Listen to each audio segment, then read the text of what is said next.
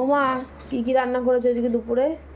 এই তো দেখাতে পারিনি কেন দুপুরবেলায় মেয়েটার জ্বর এসেছিল, তার জন্য এই যে জন্মদিন পরে দেখাচ্ছি। আজকে মেয়ের জন্মদিন, তাই এই যা রান্না করেছি দেখাচ্ছি। আর বাবা 1 বছর এখনো হয়নি তো, মুখাগুন করেছে, তার জন্যে কিছু করিনি, বেরো দিইনি খেতে কিছু না, তার জন্য যা রান্না করেছি তাই দেখাচ্ছি। ভাত, মুগের ডাল, মাছের মাথা দিয়ে পটল ভাজা, চিংড়ি মাছ খেতে চেয়েছে বলে চিংড়ি মাছ আলু দিয়ে করেছি, আর এই মাছ করেছি। এই আর কিছু বলার না। আজকে দুষ্টুর জন্মদিন বলে ভাই এসছে। হ্যাঁ, আপনারা সবাই আশীর্বাদ করবেন, আমার মেয়ে দুটো যেন ভালো থাকে, আমার নাতিরা ভালো থাকে, নাতিটা। আর যদি ভালো লাগে লাইক করবেন।